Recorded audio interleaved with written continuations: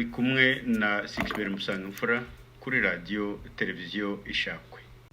If you look at the impunity in Rwanda in the current state, it is true that all the people who are responsible for the culture of impunity, entrenching it, are the same people who are at the top echelons of Rwandan society. They are the president of the country, they are the leaders in the military, they are the leaders in the intelligence, they are the leaders in the political, the political, of course it's a one-party, we wouldn't even call it a political party because Rwanda is a police state run by the secret police and intelligence who then control what is called RPF, which is a political party, and which deny every other sector of the Rwandan population an opportunity to participate in political activity, to participate in building civil society, participate in having a free press, participate in ordinary community life, because the secret police is deployed and present on every hill of Rwanda, in every family, in every government department, in every embassy abroad, even in all what you would call ordinary communities, whether in Rwanda or outside. That's where you find the Kagame's secret police. Children inform on their parents, parents inform on their children, and it's not possible, therefore, for the same people who are responsible for impunity to seek ending the culture of impunity in Rwanda. It would take the new thinking of Rwandan people and the activities of ordinary Rwandan people to overcome that culture of impunity and approach it once and for all. But it's still very difficult because amongst us Rwandans, we still relate to each other on the basis of ethnicity. We are Hutus, don't be deceived that we speak the same language. When we go back into our private lives, into our families, into our communities, we become Hutus, we become Tutsis, we become Twas. And because also violence has been directed on the basis of ethnic group, because Tutsis are victims when in fact they are not the only victims. In another period of time, the Hutus become victims. So we keep on changing the position of perpetrators and victims.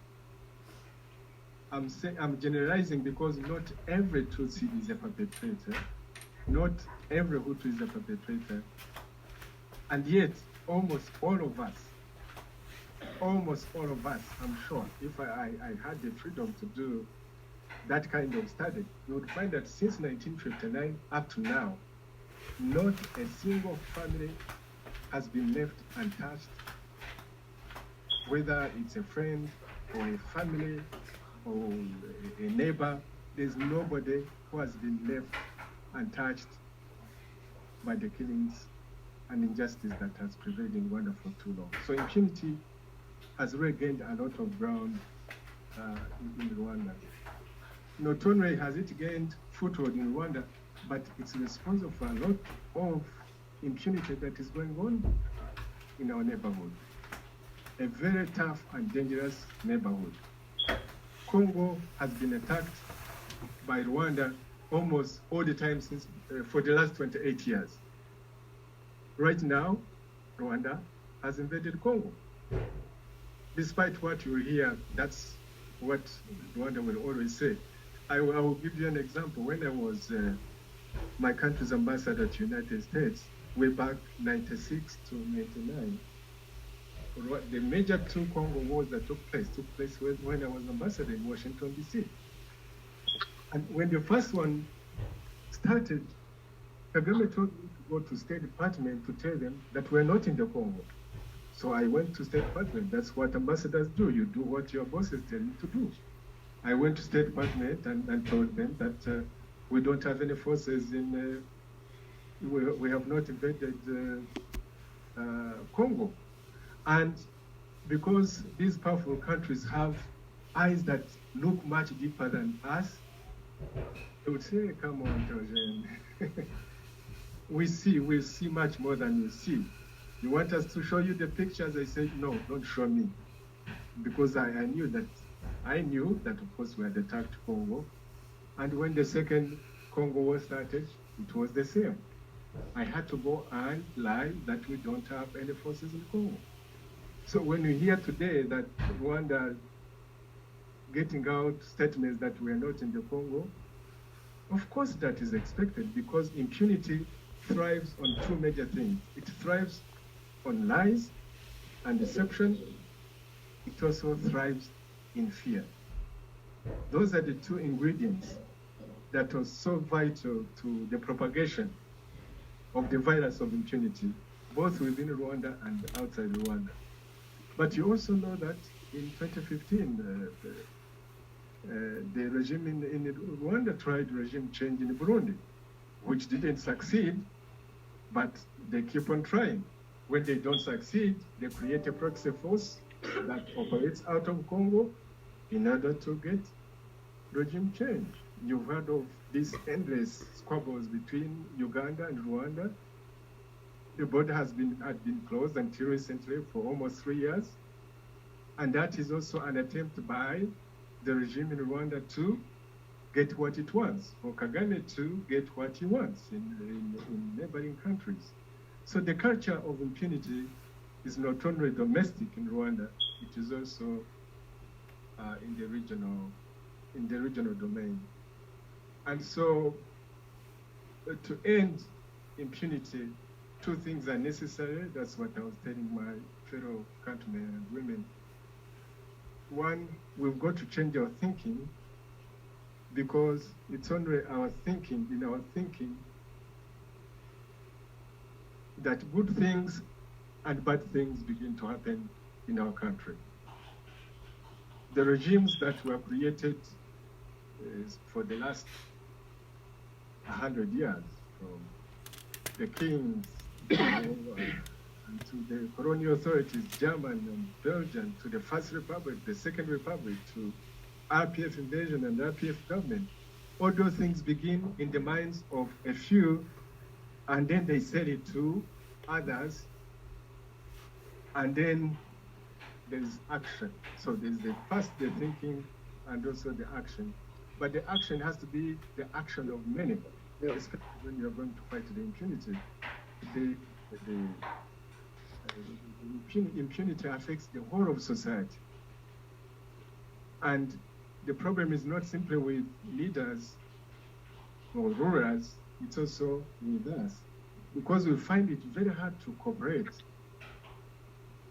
Because we cannot go beyond these narrow considerations of ethnicity, the Hutus and Tutsis. I can assure you, there are many people who didn't come to this event to discuss impunity in Rwanda. They know that there is impunity in Rwanda. They know that there's no human rights respect in Rwanda. They know that people are killed every day. So the story of impunity is not something new to Rwandans. We all know that it's there. Hutus and Tutsis know it's there. Even those who are in Rwanda, even those who work for the system, they know that there's impunity. But for people to come here to talk about impunity and how to eradicate it, they hesitate. Once again, because of fear, because of this problem of everything. So we've got to overcome our own fears and be able to have a general picture of where we want to be as Rwandans, first and foremost, without forgetting that it's okay to be Hutu, it's okay to be Tutsi. For those who consider that to be very important, I really have no problem with that. If we wake up every morning and say, oh, how wonderful it is to be Hutu. Oh, how wonderful it is to be Hutu. That's really okay. That's no problem. But the only thing we have in common as Rwandans which actually we do share with the rest of humanity, including you two gentlemen and lady over there. As a doctor, I was trained as a doctor, and we have another doctor here. I think maybe some other doctors in the audience. You can only dissect one when we do human anatomy, the structure of our body. You can dissect an Indian or a white man or woman, or dissect some pygmy from somewhere. And there are standard textbooks that describe that our bodies and our blood in function and form, they're all the same. Sometimes it's difficult to tell Rwandans that saying that there is a Hutu and a Tutsi, we find it difficult to believe it. But guess what? You do share your structure, your form, and function with the rest of the body, with the rest of the world. I think how many are we now in the world? 8 billion people, almost, probably. We are same blood. We have to overcome that in order to work together. And since you are here, especially people who speak foreign languages, I want to end with 4 lenses through which you can look at the structure of impunity in Rwanda and how foreigners have actually helped entrench impunity in Rwanda, and particularly the impunity of this current president, Kagame. I think Ambassador Swinen mentioned CHOGM, the Commonwealth meeting. In these last few weeks, you've seen the outcry of how the Prime Minister of Britain, United Kingdom, has sold some refugees into bondage to Rwanda by giving Kagame $150 million so that refugees from Iraq, from Afghanistan, from Syria, from other parts of the world, the unwanted refugees,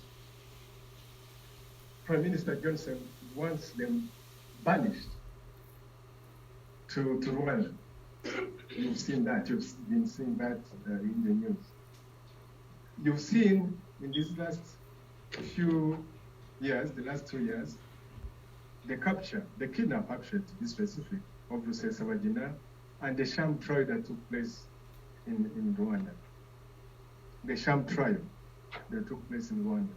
And lastly, you've seen the dramatic reversal of the relationship between France and Kagame, something that nobody would ever, if you told me 10 years ago that President Kagame would be in bed with a president of France and that they'd be dealing deals together, I will tell you, you're just being crazy.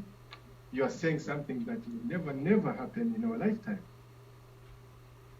But if you look at these 4 things, one, how the British have honored, have rewarded Kagame's impunity by holding this wonderful party, because really they'll be partying in Kigali. They'll go there, they'll show them the wonderful things that Kigali, because Kagame's Rwanda is Kigali, and that's what we'll show them. And Kagame's genocide, he will go and show them the scars and bones of Rwandans who will be killed, both Hutu and Tutsi. But he will say, this is Tutsi genocide. He will show them the skyscrapers and where did he get this from? These skyscrapers are for resources that were plundered and looted out of the Democratic Republic of Congo. And of course, plus aid, which they give him. But that will be it. There will be no other questions asked. And so, CHOGM is a reward to Kagame for his impunity. Paying him to accept refugees is actually rewarding him in 2 ways. One is that you are giving him money that essentially Kagame will not use to go and uplift the conditions of the majority of Rwandans who live in the countryside, who live on less than $2 per day, who still suffer from jiggers and lice. whose children hardly go to school, past primary school, or who have water or clinics nearby. No. You just need to look at the lifestyle of Kagame. The planes, the places where he goes to watch games, that kind of stuff, that's what they are rewarding him with, and that's one side of impunity.